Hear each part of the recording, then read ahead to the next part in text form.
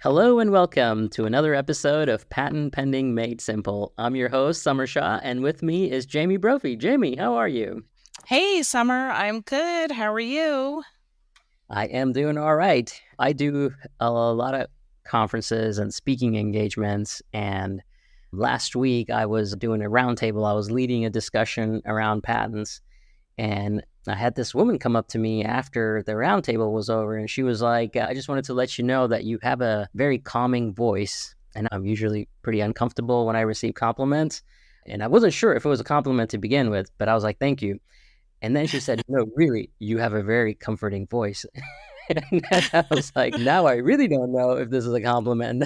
I have two thoughts on that, Summer. First of all, I think it takes practice, but you need to get better at taking compliments. And then, second of all, I don't know if it was a compliment or not. Maybe she's listening to it when she falls asleep or something.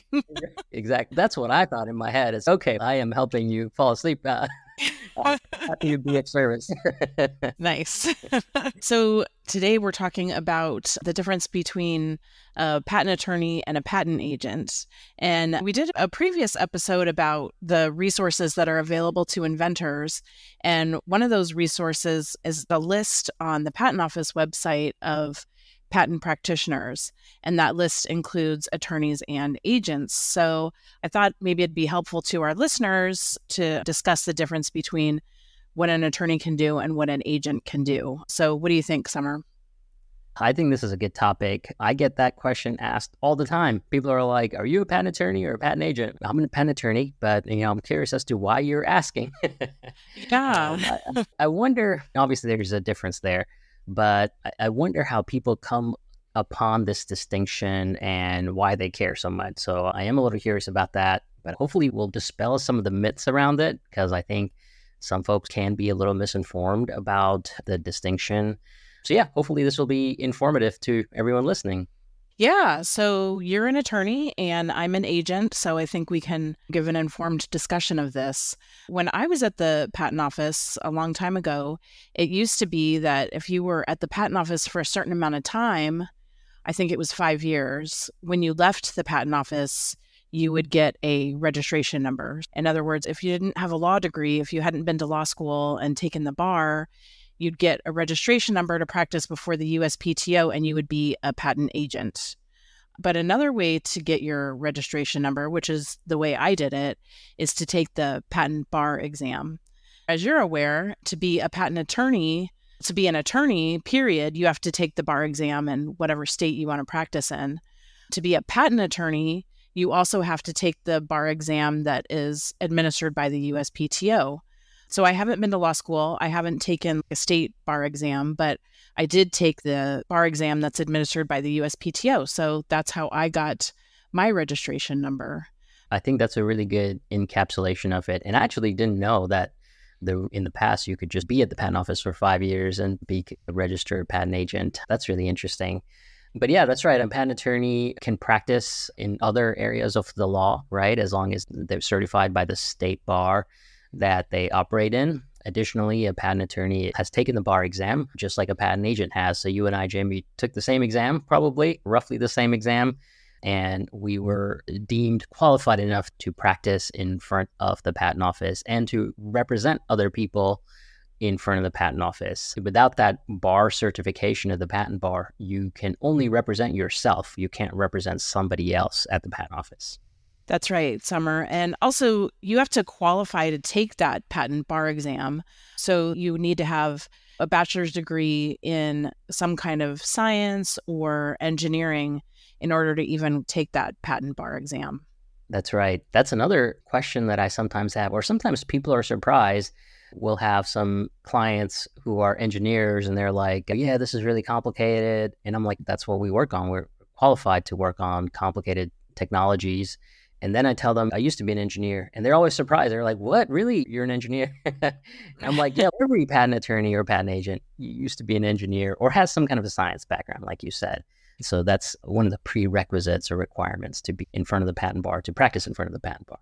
Right. So, yeah, as a patent agent, I can write patent applications. I can correspond with the patent office on behalf of my clients. I can't go to court. I can't do licensing agreements, things like that. What are some other things, Summer, that patent attorneys can do, but patent agents can't do? Yeah, everything that's at the intersection of the law and the patent office are things that a patent attorney can do. I think if you need any representation in front of the patent office strictly, a patent agent can do those things, and a patent attorney can do those things too. But anything outside of the patent office, typically only a patent attorney can do. So if you need to license your patent, like you said, Jamie, or if you need to enter into some kind of a contract, or if you need to take on investors to fund the patent process, or if you need to sue somebody on your patent application or send a cease and desist letter to get somebody to stop infringing on your patent, all of those things are something that a patent attorney can practice exclusively relative to a patent agent. And since a patent attorney has more education and more expertise, patent attorneys are generally more expensive than patent agents. As with anything, I think it depends on the amount of experience that particular agent or attorney has. But I think that's another distinction between the agents and the attorneys. An agent can pretty much just do things on your behalf when it comes to the patent office. I think that about covers it. Can you think of anything else, Summer? No, I think that does too. Although I will say this, that I've seen patent agents whose billing rates are just as high as patent attorneys. And I've seen some patent attorneys whose billing rates are lower than patent agents. So a lot of it comes down to experience and the market that they're in. It is very interesting how the billing dichotomy comes into play, because I think that's one of the reasons people who call our office asking if we're patent agents or patent attorneys, because I think in their head, they're equating it to cost, but it's not necessarily always correlated. Although I think generally you're right, attorneys are usually more expensive than agents. I guess one more point of clarification, Jamie. Some people may be wondering, what about appeals and more kind of legal sounding action items at the patent office? Can a patent agent handle those? Should they be worried about working with a patent agent if they think they may want to appeal the case down the road to the PTAB or to other appealing bodies at the patent office and beyond? Yeah, that's a great question. Appealing the decision on your patent application is a part of the patent prosecution journey. Yes, I do appeal briefs all the time. That's something that takes place before the USPTO. That's a part of the USPTO, and your application is still within the purview of the USPTO. So yes, I do appeal briefs all the time. I think you do a great job on those appeals, and you're more than qualified to do those appeals. What about inter partes review, IPRs, and things like that?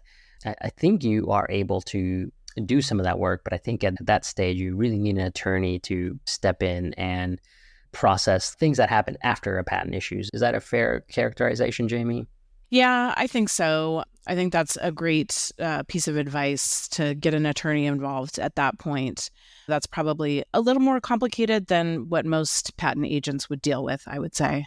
Yeah, I think that's a good way to think about it. The other thing that I always think about is strategy, right? How does the patent interact with the broader world? How can we maximize valuation or envelope of coverage and things like that? I think a patent agent and a patent attorney can do those things, but if they interact with other legal models outside of the patent, I think an attorney might be better suited for some of those things, especially if they need to be wrapped up in agreements and things like that. I think that's probably the main distinction. That's a great point as well. Yeah, I think we've covered everything on this topic. Patent attorneys versus patent agents. We've covered the main differences and similarities between the two. There you go. Another topic or myths dispelled. Hopefully we've addressed it, but if we missed anything, let us know. Shoot us an email or send us a message on the podcasting show notes, and we'd be happy to address them. Absolutely. Okay, Summer, I'll talk to you next time. Yeah. Thanks, Jamie. Thank you. Thank you for joining us on the Patent Pending Made Simple podcast. I hope you enjoyed our show. If you'd like to receive updates, view the show notes, or access a direct link to any resource, go to the episodes page on patentpendingmadesimple.com. To help others find our podcast, please like, share, and subscribe. Thanks again for tuning in. I look forward to having you with us next time on Patent Pending Made Simple.